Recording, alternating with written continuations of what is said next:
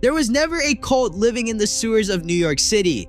What there was underneath Central Park itself was something almost as strange. An abandoned subway tunnel that teenagers broke into at night, and a single word one of them scrawled on its wall that ended up naming an entire skateboarding brand. Between 1971 and 1973, the New York City Transit Authority was digging an extension of the subway system directly underneath Central Park, connecting lines near the Central Park Zoo to what would become the 63rd Street corridor. It was a cut and cover job, meaning crews opened a trench, built the tunnel, and covered it back over, and during construction, the site sat exposed at night with nobody guarding it. The Transit Authority put up a tall aluminum sheath wall around the open ground to keep people out. It did not work. Local kids simply boosted each other over it and climbed down into the tunnel below. Once inside, they found something genuinely strange. 4 subway tracks built on 2 separate levels, roughly 100 feet underneath the park, upper level for downtown trains, lower level for uptown, an entire empty underground structure with nobody watching it.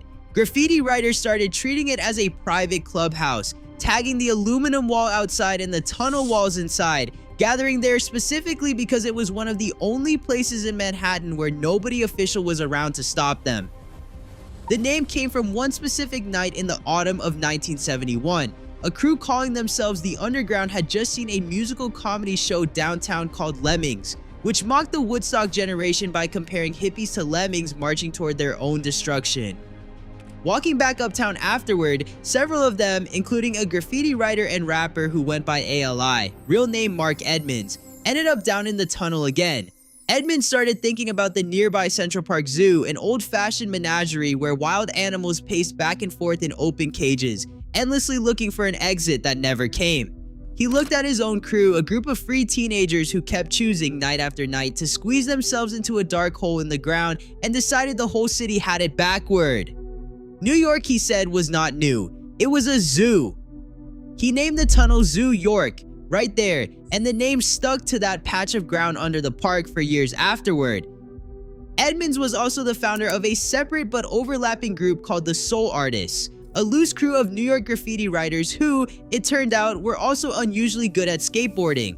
The Soul Artists of Zoo York became one of the city's first real skate crews, and their main spot was nowhere near Central Park at all. It was an abandoned, half-collapsed pool in the Bronx Van Cortlandt Park that skaters nicknamed the Deathbowl, rough, cracked, and dangerous enough that the name was not exaggeration. Between the tunnel downtown and the Deathbowl uptown, the Soul Artists built a genuine East Coast skate scene years before most of the country assumed New York had one at all, operating almost entirely outside the West Coast pipeline that dominated skate media at the time.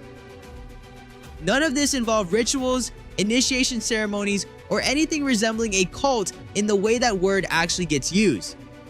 What it involved was teenagers doing what teenagers in a crowded, heavily supervised city have always done when they wanted somewhere nobody official could reach them, finding the one unguarded gap in the infrastructure and claiming it. A construction fence with a gap nobody patched, an abandoned pool nobody drained or filled back in. These were not secret societies with rules and rankings. They were kids who had figured out exactly where the city stopped watching.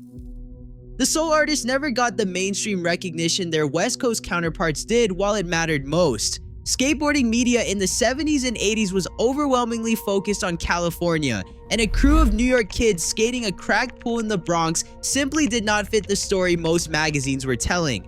Recognition came decades late in 2008 when a documentary called Deathbowl to Downtown, narrated by actress Chloe Sevigny, finally told the Soul Artist story on film and gave the crew's name to a whole generation of skaters who had grown up wearing Zoo York gear without knowing where the word actually came from.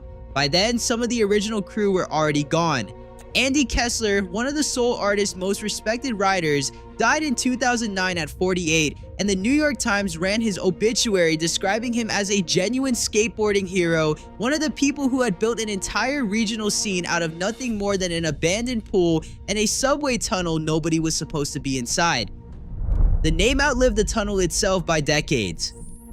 In 1993, 3 skateboarders, Rodney Smith, Eli Morgan Gesner, and Adam Schatz, wanted to build the first real skateboard brand that represented New York City by name, rather than borrowing California's identity the way most East Coast skate companies had up to that point. They went to the original Zoo York crew and asked for the name. They got it with the original crew's blessing, and Zoo York, the skateboard and clothing company, launched carrying a name that had originally belonged to an illegal subway construction site nobody was supposed to be inside of in the first place. That transfer matters more than it might look like on the surface.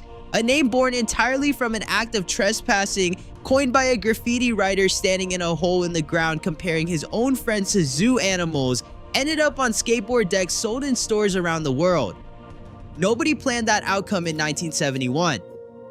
The tunnel was sealed up as construction finished, the subway extension it was built for eventually connected into the wider system, and the physical space that inspired the name has not been accessible to the public in decades. What survived was the word itself, carried forward first by a graffiti crew, then by a skate crew, then by an actual company, each generation passing along a name that started as a joke about teenagers who kept sneaking into a hole instead of going home.